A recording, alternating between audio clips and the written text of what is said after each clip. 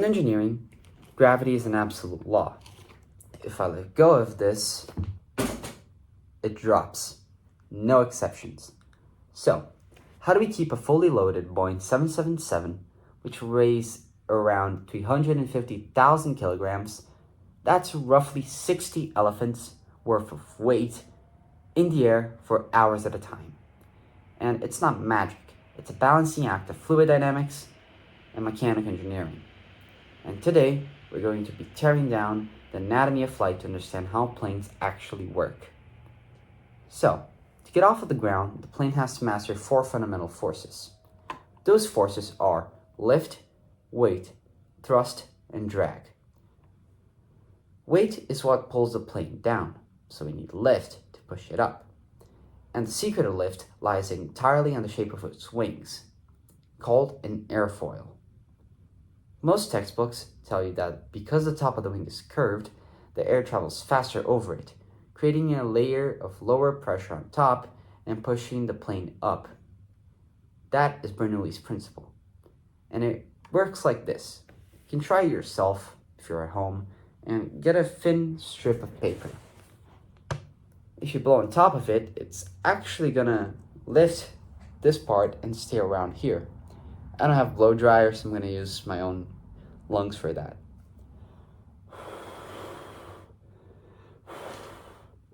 And it lifts. But that's only half the story. Engineers also have to look at the whole picture. Airplanes also rely heavily on Newton's third law, that says that for every action, there's an equal and opposite reaction. The wings are designed with a slight upward tilt, called an angle of attack.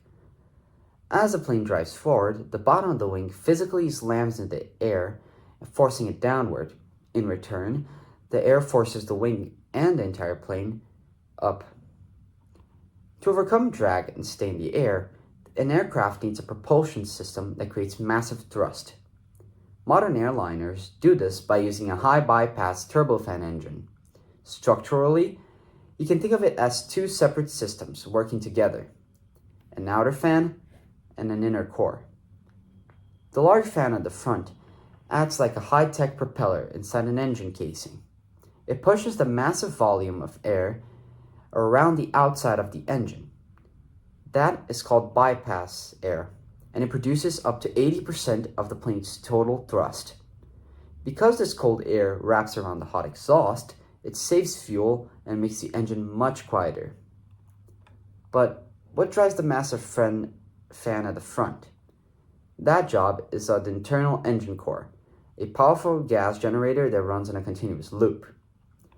First, the air enters the compressor, which forces the air into an increasingly narrow chamber. It does this by using rows of spinning blades called rotors, paired with rows of fixed stationary blades called statures.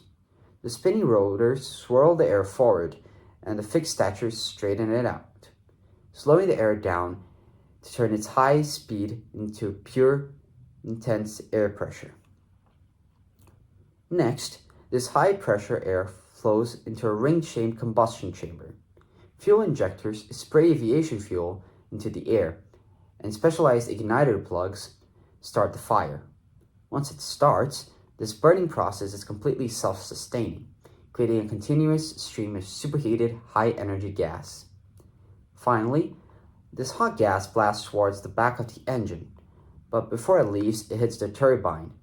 The high-speed gas forces the turbine blades to spin.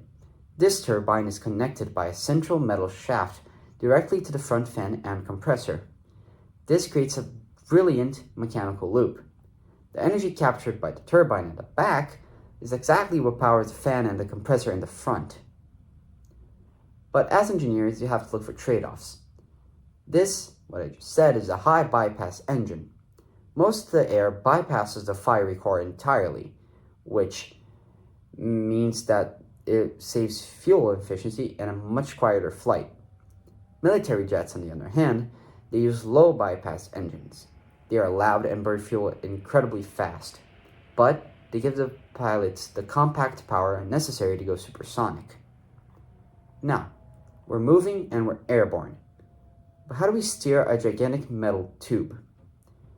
Pilots have to steer it in a three-dimensional axis using mechanical flaps called control surfaces. First is pitch, making the nose go up or down. Pilots use the elevators on the small tail wings. Tilt them up, the plane pushes down, and the nose points up to the clouds. Second is yaw, turning the nose left or right. This is controlled by the rudder, the vertical fin, acting like a rudder on a boat.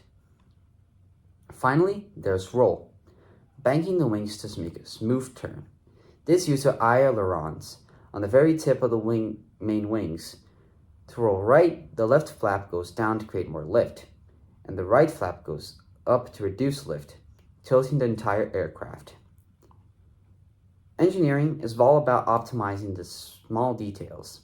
The next time you sit at a window seat, look at the wing at the very tip. You notice it curves upward. Those are called winglets. Without them, the high-pressure air from underneath the wing would curl over the top, creating a massive swirling vortex that drags the plane backward.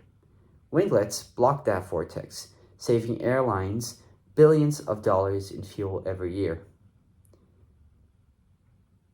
And if you want to check out about flying planes and everything, I really recommend a website which I found. It's called GOFS.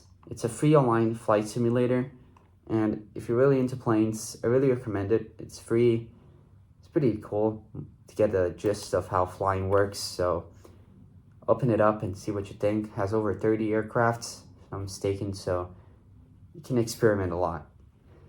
And flying isn't about breaking the laws of physics.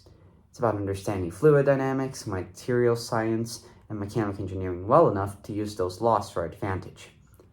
So, thank you for watching. And if you want to dive deeper into the world around us, subscribe. I will be doing that. And let me know in the comments what engineering marvel we should tear down next.